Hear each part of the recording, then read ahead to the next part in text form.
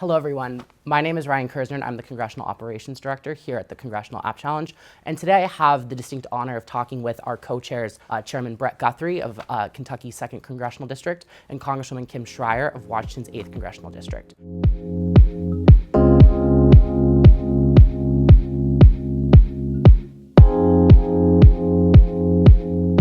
As co-chairs of the Congressional App Challenge, you both have led this program during the 119th Congress through a tremendous amount of growth. And I think one of the things I would like to ask you to start off with, do you see the Congressional App Challenge contributing to Congress's broader efforts to promote STEM education and workforce development? Well, I can start, I guess. So in my area, of course, mine's a little more rural than Dr. Schrier's. So, but we're really engaged in it. And so the way it promotes STEM, I think anytime you recognize and you honor kids, always go to the schools and give the awards to the people who win the App Challenge. And I always say, in my high school, which I don't tell a lot of people, Kentucky was in Alabama, you were kind of recognized for if you scored touchdowns in high school. And I didn't score many touchdowns. So I love going to recognize people for the art competition we do, the App Challenge we do, because young people are so much more talented and so talented in so many different ways. And I think when you recognize talent, you get more people see it. They understand it, they want to participate in it, and it promotes growth in the STEM program. I would just say that we are living in a time when tech is incredibly important. AI is booming, apps are everywhere. We live with the assistance of devices in our hands. I was in a museum today and could look up a story right there while in the museum. And I just want to say that we don't have enough STEM, or I call it STEAM training. And the kids that I see in my district, they just grow and blossom, and they are going to be ready for whatever the future brings. And we got to just train up more and more. The Congressional App Challenge actually just exceeded its member participation record this morning with 385 members of Congress hosting this competition in their districts. And so I'd love to ask you both, one, what about the Congressional App Challenge co-chairship specifically made you want to take on the leadership role? But two, maybe why do you host the Congressional App Challenge in your district? I love seeing the young people of today participate in the Congressional Art Challenge and the Congressional App Challenge. And I'm in Washington State, in the suburbs of Seattle. Got Microsoft and Amazon and all kinds of biotech.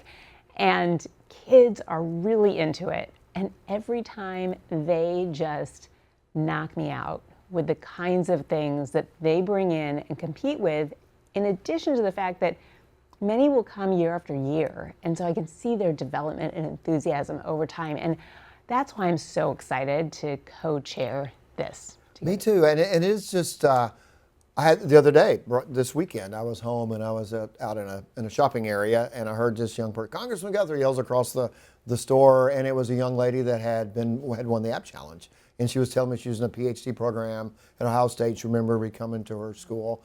And so hosting it is important because when we first started doing this, I think everybody did the art challenge, and that this was the new thing with it.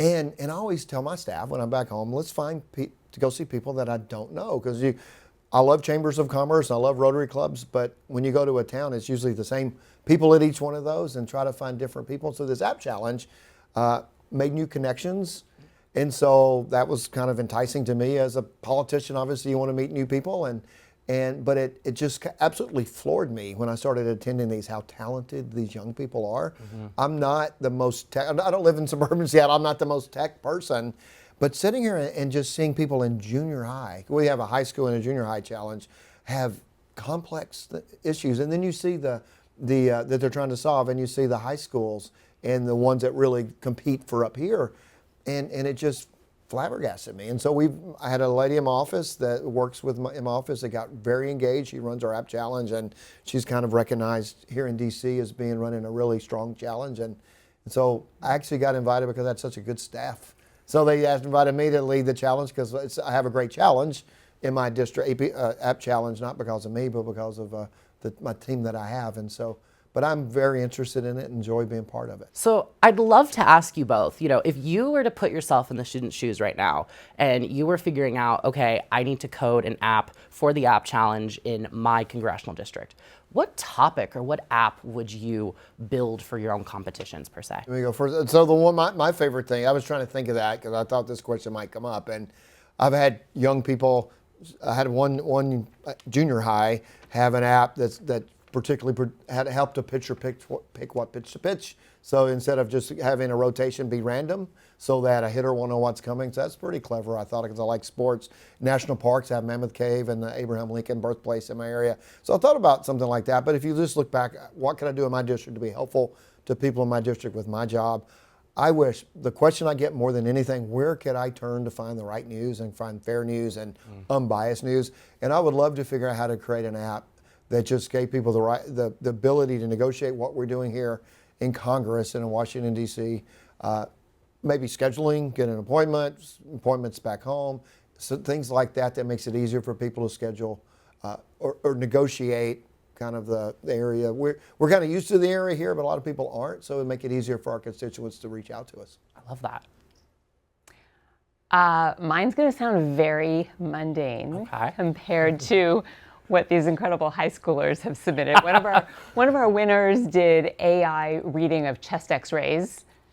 Whoa. Yes, from a high schooler.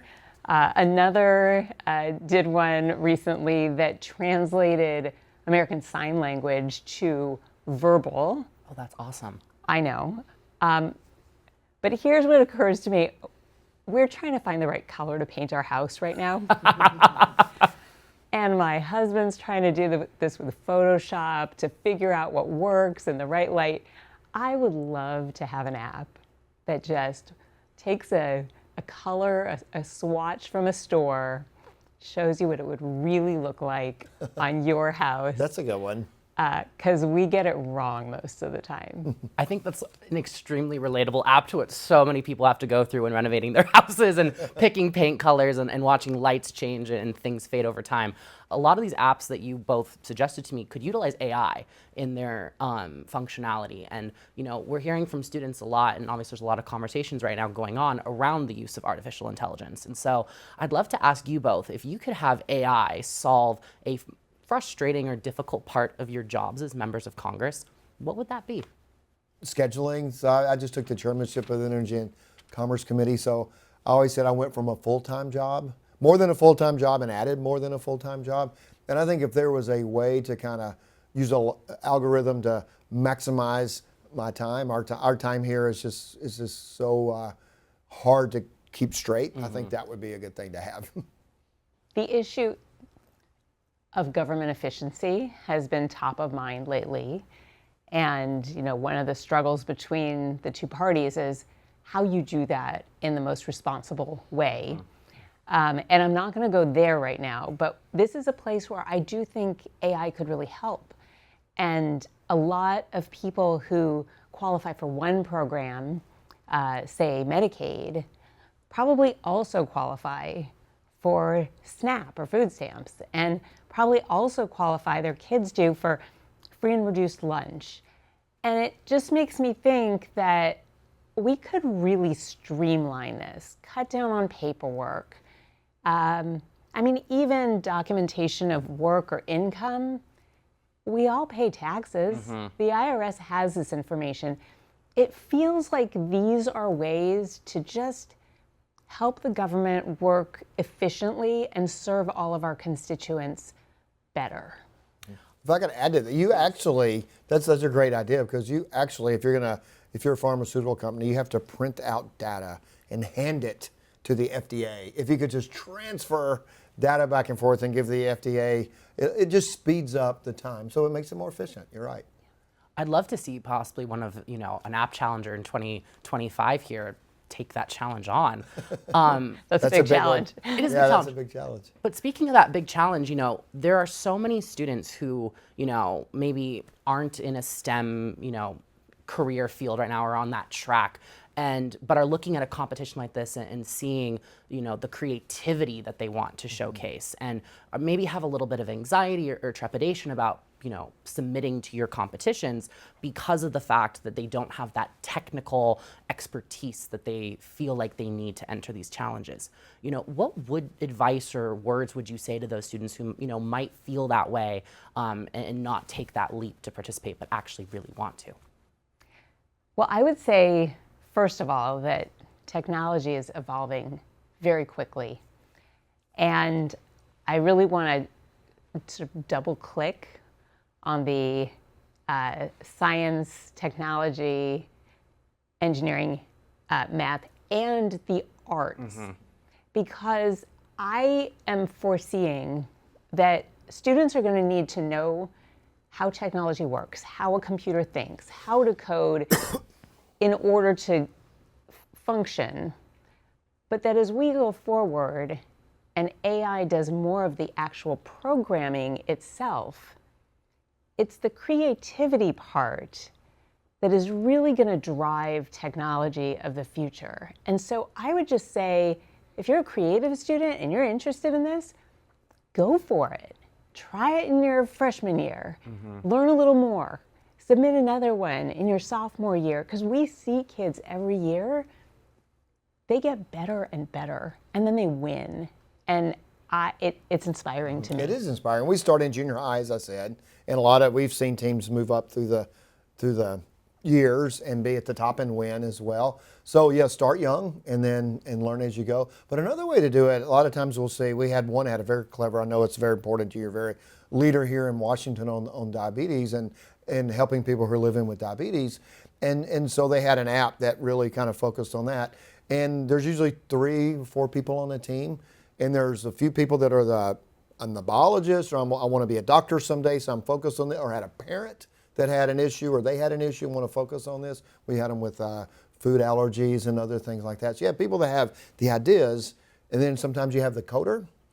And so I always ask the third, which one's the computer person, which one's the idea person?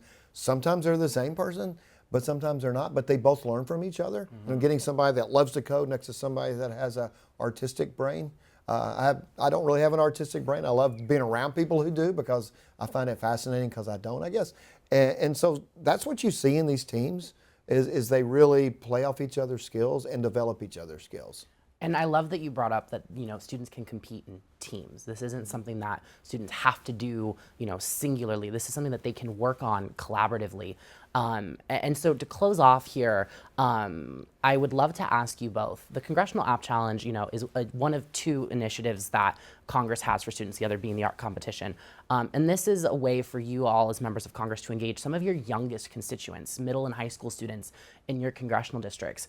What does that mean to you when you look at these young constituents of yours, creating apps and having that confidence to submit to your challenges? And also, what does that tell you about the future, leaders and innovators of our country? I have failed to walk out of one of these app challenges presentations and going, wow. There's not a time that I've walked out and said, this isn't amazing.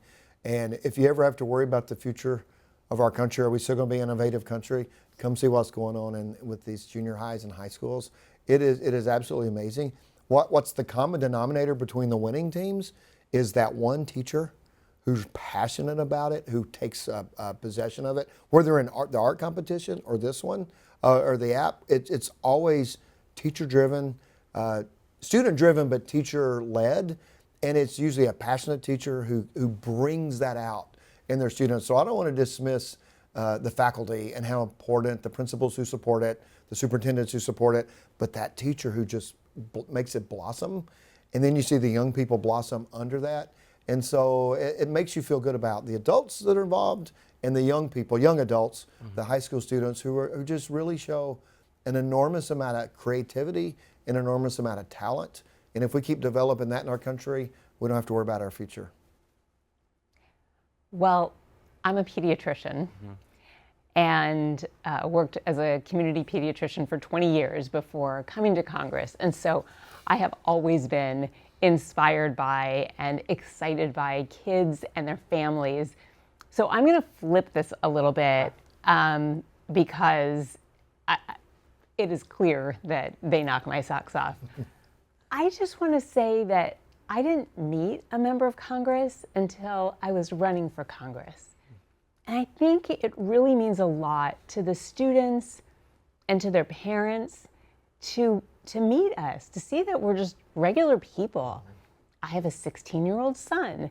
We can connect on this very human level, and I think that is so important as young people grow up, as they become voters, to have a connection with somebody who is representing their best interests here in Washington, D.C.